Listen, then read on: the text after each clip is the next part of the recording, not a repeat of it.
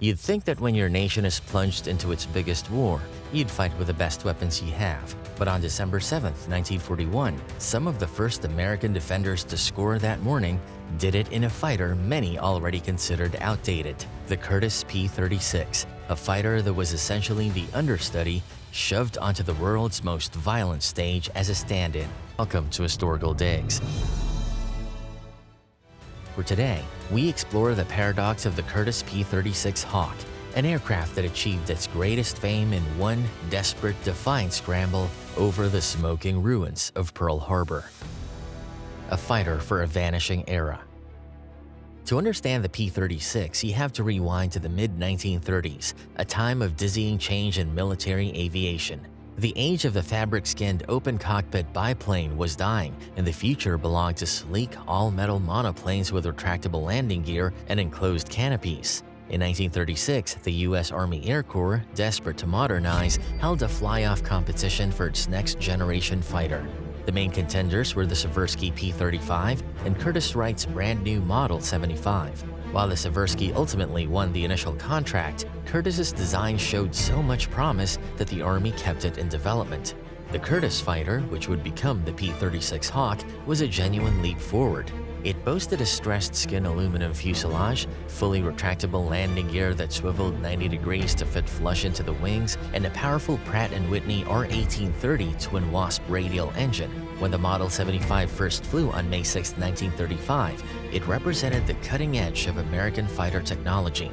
After a series of refinements, Curtiss secured a major production order in 1937, the largest the Army had placed for a fighter since World War I.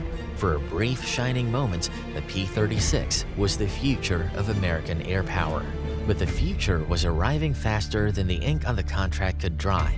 The P-36 was a transitional fighter in every sense of the word. Its Pratt & Whitney engine, while reliable, was quickly becoming underpowered compared to the liquid-cooled engines emerging in Europe.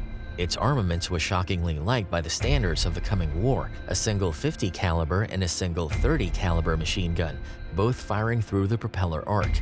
It was a modern design armed for a previous generation's conflict. Even as the first P-36s rolled off the production line, its eventual replacement, the Curtiss P-40 Warhawk, essentially a P-36 airframe fitted with a more powerful, liquid-cooled Allison V1710 engine, was already taking shape. The P-36 was becoming obsolete before it even had a chance to prove itself. The Air Corps increasingly treated it as a stepping stone. By late 1941, most US P-36s were relegated to stateside or secondary roles. It was a fighter without a future, at least in its home country. Before we dive deeper into the P-36 Hawk's story, hit that like button and subscribe to Historical Digs. Your support helps us unearth the untold stories of aviation's most battle-hardened war machines. The Hawk's foreign wars. While the U.S. Army Air Corps was already looking past the P-36, other nations were looking at it with desperation. As tensions flared across Europe, Curtiss found a lucrative export market for its fighter, designated the Hawk 75. Its most significant customer was France. In the frantic build-up to war, the French Armée de l'Air ordered hundreds of Hawk 75s to modernize its fighter squadrons. When Germany invaded in May 1940, these American-built fighters were thrown into the fray. Against the formidable Messerschmitt Bf-109E, the Hawk 75 was outclassed in speed and climb rate, but French pilots quickly discovered the plane had its own distinct advantages. It was exceptionally agile, able to outturn the Bf-109, and its rugged airframe could absorb significant punishment. In the hands of skilled French pilots, the Hawk became a surprisingly effective killer. In just over a month of fighting, Hawk 75s were credited with over 230 confirmed air-to-air victories against just 29 of their own lost in aerial combat. Groupe du Chat Suisse-Cinq, a French fighter group, claimed 111 of those victories, making the Hawk 75 the most successful fighter in French service during the Battle of France. It was a stunning performance for a plane its own country had deemed a lame duck. The Hawk's journey didn't end there. After the fall of France, Germany seized the remaining French Hawks. Some were sold to Finland, which was locked in a desperate struggle against the Soviet Union in the continuation war. Finnish pilots, masters of getting the most out of limited equipment, fell in love with a sturdy American fighter. Between 1941 and 1944, Finnish Air Force Hawk 75s racked up an incredible 190 kills against Soviet aircraft for the loss of about 15 Hawks. They nicknamed it Susu, or Sweetheart, a testament to its reliability and forgiving flight characteristics. From the hedgerows of France to the frozen forests of Karelia, the P-36's export version proved it was no second stringer. It was a world-class dogfighter, a hero abroad that was already being forgotten at home. A Sunday morning in hell. Let's return to Oahu, December 7, 1941. At 7:55 a.m., the first wave of Japanese aircraft swept over the island. At Wheeler Army Airfield, the home of several pursuit squadrons, dozens of fighters were parked wingtip to wingtip, perfect targets. As bombs and bullets ripped across the tarmac, most of America's air power in the Pacific was turned into flaming scrap metal. While the now famous story of George Welch and Ken Taylor and their P-40s unfolded from Haleiwa Field, another desperate and largely forgotten drama was taking place right in the heart of the inferno at Wheeler. Here, a handful of pilots from the 46th Pursuit Squadron refused to die on the ground. Their target was the squadron's obsolete P-36 Hawks. Amidst the burning P-40s and destroyed hangars, 4 pilots scrambled for any aircraft that could still fly.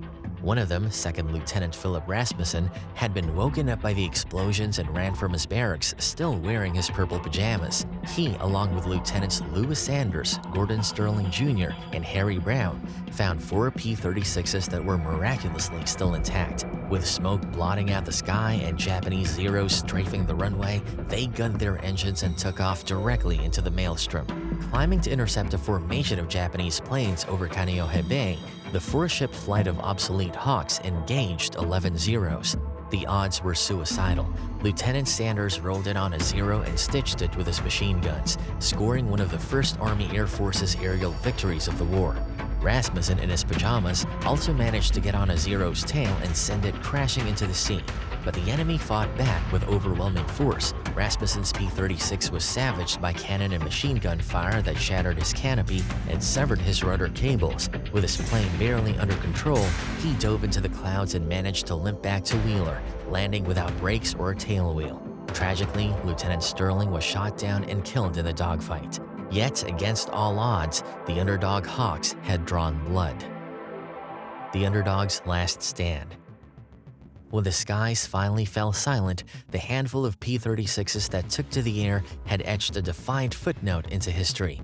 Lieutenants Sanders and Rasmussen had scored the Army Air Force's first confirmed aerial victories of World War II, proving the old Hawk could still bite.